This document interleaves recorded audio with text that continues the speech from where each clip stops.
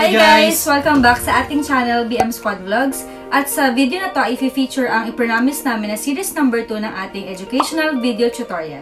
Ang educational video tutorial na ito ay tungkol sa madaling paraan ng paggawa ng crossword puzzle gamit ang ating Crossword Puzzle Maker software. At para maging updated sa aming latest video uploads, don't forget to like, share, and subscribe our YouTube channel guys.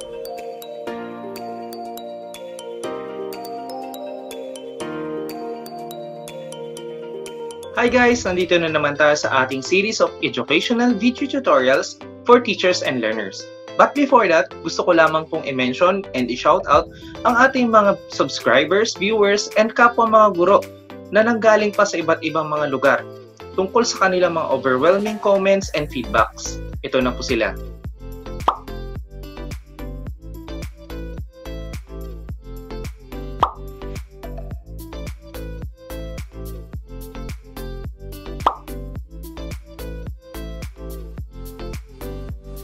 Muli, maraming salamat po sa inyo. And let's proceed to our next video tutorial. Ang video tutorial na ating i-feature ngayon guys ay ang mas madaling paraan ng paggawa ng crossword puzzle. So let's start na guys. So guys, ang una dapat muna nating i-consider ay kung mayroon na nga ba tayong installer para sa software na ito. Don't worry guys dahil ilalagay naman namin ang link kung saan ninyo pwedeng ma-download itong installer na ito. Mahahanap nyo ito sa description box ng aming YouTube video. So, tara na at umpisa na natin ang installation at pag-generate ng ating crossword puzzle. Mapapansin ninyo na nandito na ang aking installer sa desktop. Yan, next. So, sa C ko siya ilalagay. And then, I highly suggest na kailangan natin na mag-create ng desktop icon para mas mabilis nating mahanap itong application na ito pagkatapos nating ma-install. And actually guys, napakabilis lang nito ma-install. Wala pa siyang 1 minute at tapos na, kagaya ng inyong nakita. So, i-launch na natin itong application na ito. So, mapapansin ninyo guys na nag-appear na nga ang ating puzzle maker at mayroon itong tatlong tabs. Itong words tab, crossword tab, at ang ating help tab. Mag-focus muna tayo dito sa ating words tab. Ang words tab ay mayroon ding tatlong parts. Ito ang number column, nandito naman ang word column, at nandito ang hint column. So dito muna tayo sa ating number column. Mapapansin niyo na mayroon siyang number na 1 to 21. Ibig sabihin lamang nito ay pwede kang maglagay ng 1 word hanggang 21 words dito. So dito naman tayo sa words column.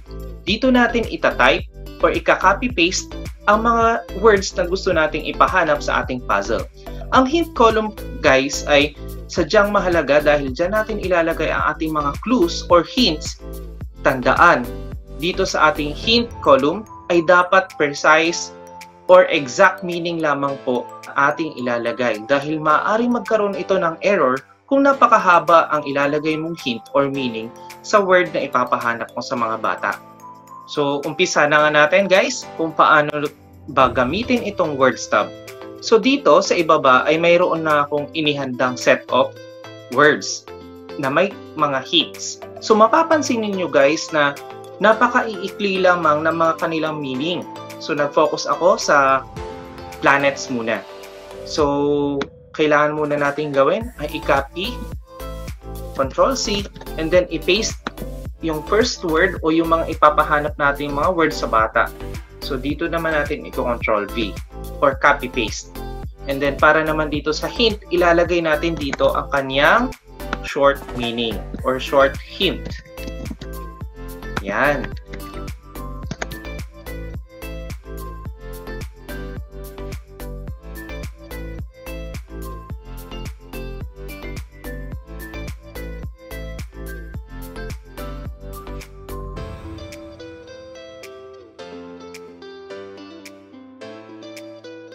So mapapansin niyo guys na 5 set of words and hints lamang ang aming inilagay. Ito ay dahil para lamang po sa ating tutorial. Pero choice nyo pa rin yan kung hanggang ilang numbers ang ilalagay ninyo sa particular activity na ibibigay ninyo sa ating mga bata. Next, mag-focus naman tayo dito sa ating crossword tab. Itong crossword tab ay mahalagang parte ng ating puzzle maker. dahil nandito po ang generate button, ang save as image button at ang ating print button. Dito sa ating generate button ay dyan tayo makapag-generate or makapag-create ng ating puzzle. So let's start. Click lamang po ang generate button. So mapapansin ninyo, okay na siya kaagad. Mayroon na siyang across and down features. So ang next naman natin na gagawin ay isa-save as image ito. So guys, I suggest na dito nyo ilagay sa ating desktop para mas madali ninyong mahanap ang ating masasave na image. So pangalanan natin ito na set A. And then save. Yan. So i-double check nga natin guys kung mayroon na itong set A. So ito na nga siya. So nag-auto-save na siya dyan. Next, mag-generate ulit tayo ng another set. Kasi mayroong mga teachers na kung saan gusto nila na kapag ang mga bata ay magkakatabi or magkakalapit, magkaibang set ang ititake ng mga bata para iwas na rin sa kopyahan. So generate na tayo. Oops, napansin ba ninyo? Parang may kulang. Tama. 1 to 4 lamang ang kanyang i-feature. Kulang pa ng 1 item. Kung mapapansin ninyo guys, na nagkulang siya, ay huwag kayong mag-alala dahil pwede pa naman ulit tayo mag-generate. Yan. Kulang pa rin. Kulang. Kulang.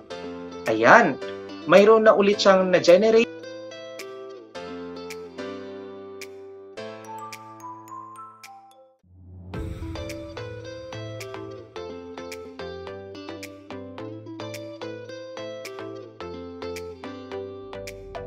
At i-apply na natin siya sa ating mga documents o MS Words at pwede rin naman itong ma-apply sa ating mga PowerPoints or presentations. So for this tutorial, naghanda na ako dito ng ating set of activities. So meron akong set A, set B, and set C. Dito muna natin ilagay sa set A. Yan. Meron na po ako ditong headers, name, grade, and section, date, and score.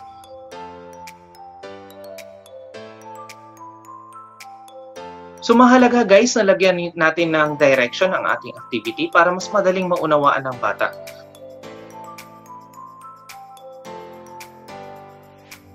So sa set B dahil blanco pa siya, ika-copy-paste ko lamang siya. So copy, then puntahan ko na si set B. And then paste. Yan. So nakapag-paste na nga tayo guys. Pero mapapansin ninyo, maganda siguro kung lalagyan natin siya ng border. Yan. So, mas gumanda na ang ating puzzle activity. So guys, kapag ganito na ang itsura, pwede na siguro ninyong i-print at ma-distribute sa ating mga bata. So, tapusin natin hanggang sa set C.